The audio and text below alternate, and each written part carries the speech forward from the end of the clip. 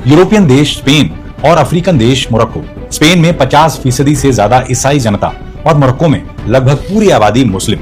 दोनों के बीच खिंची है समंदर और तार की बाढ़ वाली एक सरहद। यहीं से आई हैं वो तस्वीरें जिन्हें देखकर यूरोप की सांस अटक रही है, गला सूख रहा है। सत्ता संभाल रहे नेताओं के हाथ पांव फूल रहे हैं और पेशानी पर फिक्र की लकीरें ऊपर नीचे हो रही हैं। ये क्या हो रहा है?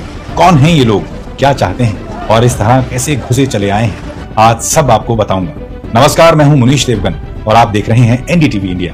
समंदर की लहरों से जूझकर एक बेहतर जिंदगी की तलाश में यूरोप या अमेरिका पहुंचना ये कोई नई कहानी नहीं है। दशकों से ये होता आ रहा है, लेकिन जिस तरह की तस्वीरें स्पेन की सरहद पर बसे शहर स्योटा से आई हैं, वो इस कहानी को पेचीदा बना देती है। चिंता मत करिए, हम इस पेचीदा कहानी को आपके लिए कुछ आसान बनाएंगे। ये महज एक परिवार का बोट में या तैरकर या छिपकर बॉर्डर पार करने का मामला नहीं है। ये सीधे सीधे शरणार्थियों की शक्ल में लिपटा आक्रमण है। यहाँ इंसानों का एक पूरा सैलाब है, जिसमें ज्यादातर पुरुष हैं, युवा हैं। कोई तैर कर आया है, कोई बस तारों की बाढ़ के ऊपर जान जोखिम में डालकर यूरोप की जमीन पर पांव रखना चाहता है, तो कोई सिर्फ इस उम्मीद में दौड़ता जा रहा है कि स्पेन के पास उसे अपनाने के सिवाय कोई चारा नहीं होगा।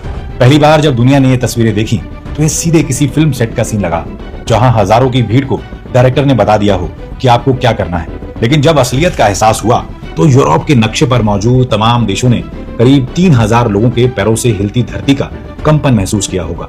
गैर कानूनी तौर पर घुसते इन प्रवासियों को रोकने के लिए स्पेन सरकार को सेना भेजने का फैसला करना पड़ा।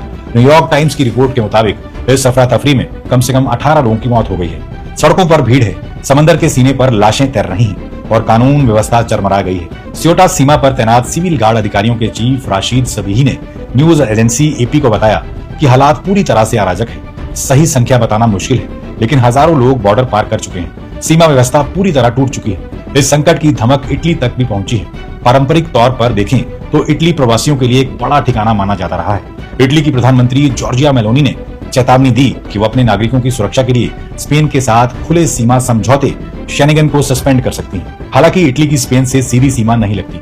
आखिर क्या वजह है कि इतनी बड़ी तादाद में लोग मोरक्को से स्योटा पहुंच रहे हैं? इस सवाल का सीधा जवाब यही है कि लोग बेहतर मौकों और अपनी किस्मत बदलने के लिए एक शहर से दूसरे शहर या एक देश से दूसरे देश जाते रहे हैं। यहाँ भी यही हो रहा है। गरीबी, बेरोजगारी और राजनीतिक हालात से नाखुशी और यूरोप में बेहतर जिंदगी की आस, ये वो कारण है जिसको लेकर लोग मोरक्को से स्पेन के शहर का रुख कर रहे हैं। कुछ पॉलिटिकल एनालिस्ट इसकी एक वजह और बताते हैं। स्पेन के सुप्रीम कोर्ट का एक फैसला।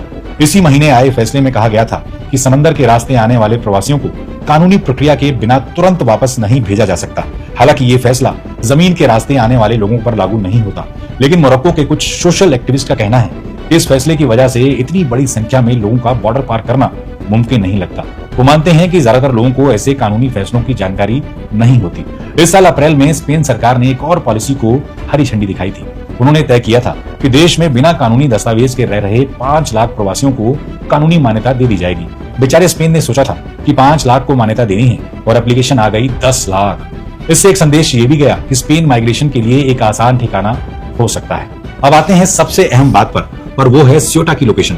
इसे समझे बिना आपके लिए हालात को समझना नामुमकिन है। स्योटा शहर वैसे तो अफ्रीकी महाद्वीप की जमीन पर मौजूद है, लेकिन इस पर अधिकार स्पेन का है। यह अफ्रीकन कॉन्टिनेंट के उत्तरी तट पर है, यानी ज्योग्राफी अफ्रीकी, पॉलिटिक्स यूरोपियन। इसलिए स्योटा को अक्सर यूरोप का दरवाजा भी कहा जाता है, क्योंकि यहाँ घुस गए तो यूरोप शुरू, भले आप जमीनी तौर पर अब भी अफ्रीका महाद्वीप पर हो। इतिहास में झांक कर देखें तो स्योटा सदियों से स्पेन का हिस्सा रहा है।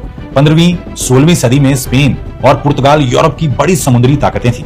1415 में स्योटा पर पुर्तगाल ने कब्जा किया। 1580 में जब पुर्तगाल और स्पेन एक ही राजशाही के अंदर आए तो स्योटा भी स्पेन के हिस्से में आ गया। साल 1640 में पुर्तगाल ने स्पेनिश शासन के खिलाफ बगावत का बिगुल बजा दिया। साल 1668 में पुर्तगाल और स्पेन के बीच युद्ध के बाद लिस्बन समझौता हुआ और स्योटा को स्पेन का हिस्सा मान लिया गया।